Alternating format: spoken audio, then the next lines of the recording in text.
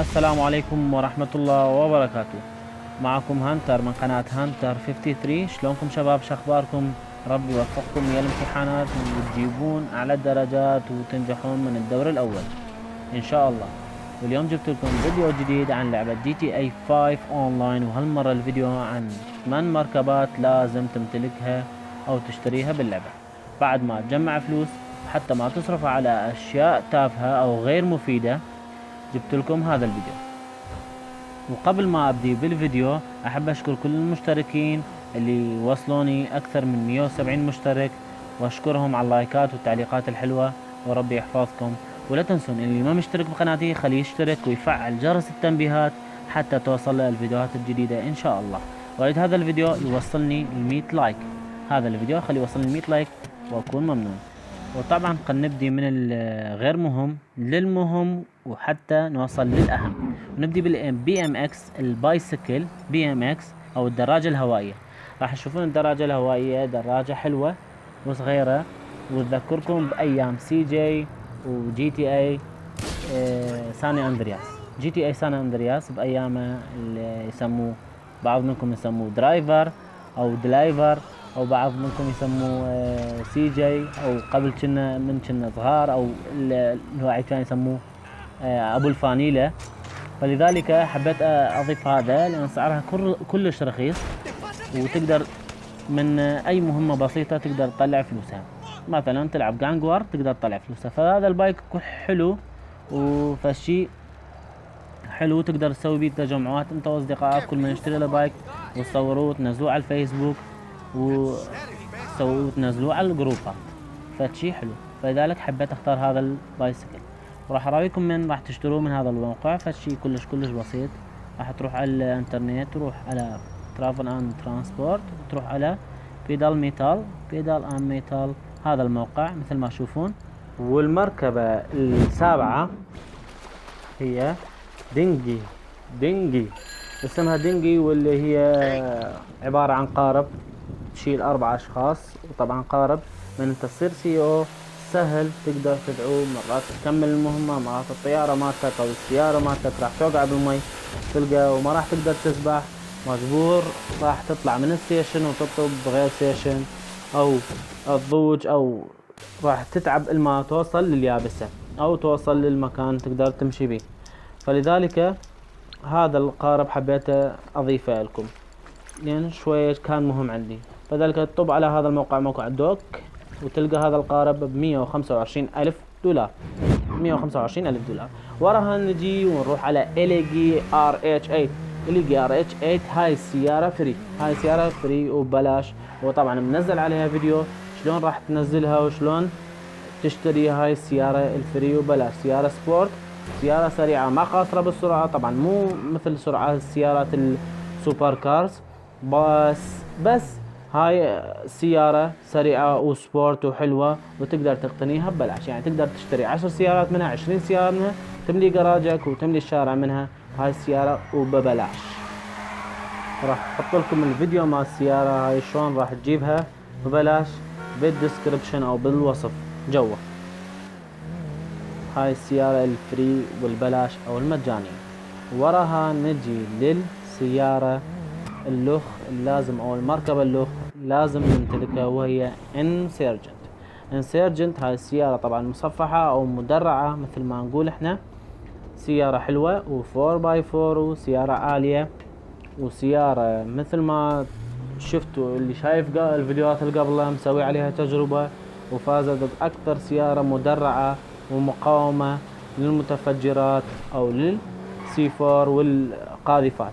وطبعا حتى الطيارات من تضربها ما راح تفجرها على صواريخ قليلة، راح تتحمل 3 صواريخ إلى 4 صواريخ من الطيارات البازارد. يلا تقدر تفجر هاي السيارة المدرعة، واللي اسمها هي انسيرجنت، اللي فازت ويانا أقوى أكثر سيارة مقاومة للمدرعة. ورا ما هاي السيارة اللي راح تمتلكها أحب أضيف سيارة اسمها بروجن إيطالي RH B، أو بروجن إيطالي RH B وليست بي. طبعا سيارة حلوة وسعرها مو غالي، ولكن سرعتها نفس السرعة السيارات السوبر كارز، وسيارة حلوة وانسيابية ورياضية، فلذلك حبيت امتلكها وتصير عندي سيارة سريعة، وراح تكون سعرها مو كلش غالي، سعرها رخيص، وراح تشوفون ورايكم من تشتروها، لان لازم تكون عندك سيارة سريعة جي تي اي اونلاين حتى تقدر بعض المهمات تراد لها سيارات سريعة، وبعض المهمات يطلب منك سباق، خاصة بالفي اي بي او سبيشال كارجو راح يطلب منك سيارة سريعة، وراح تقدر حتى تقدر تتسابق ويا اصدقائك وتسوي سباق ودي.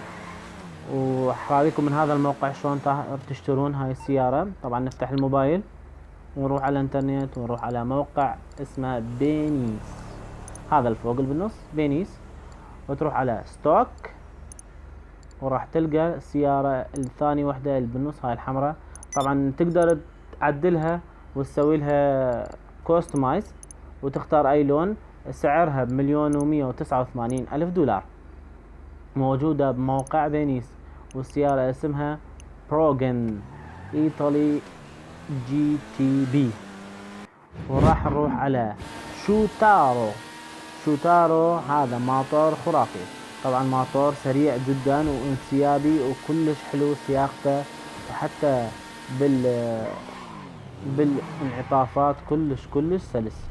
اني هذا الموتور اشتريته طبعا من كان خصم عليه اشتريته ب1,625,000 دولار، 650,000 دولار وليس 25.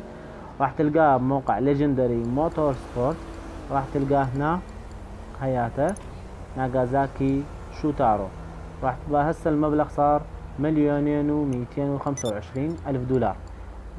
لكن انصحك تشتري هذا الموتور، طبعا مقاصر احسن منه وسعره ارخص، لازم يكون عندك موتور سريع، 976,000 دولار هذا الموتور. طبعا لين سعره ارخص، بس اذا كان عندك فلوس زايدة وتقدر تجيبه روح اخذ الشوتارو انصحك به. طبعا الشوتارو سريعة بس لازم يكون عندك فلوس، فاني استغل السيارات من تجي خصومات عليها فاستغلها واروح اشتريها.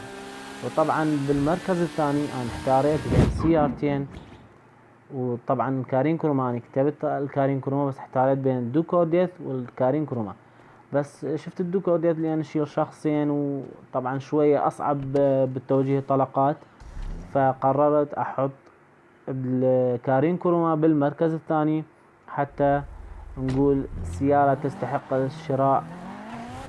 طبعا لان تقدر تسوي بها هاي ستات، تقدر تكمل بها مهمات الفي اي بي مثل هيد هانتر واسولت تيك اوفر.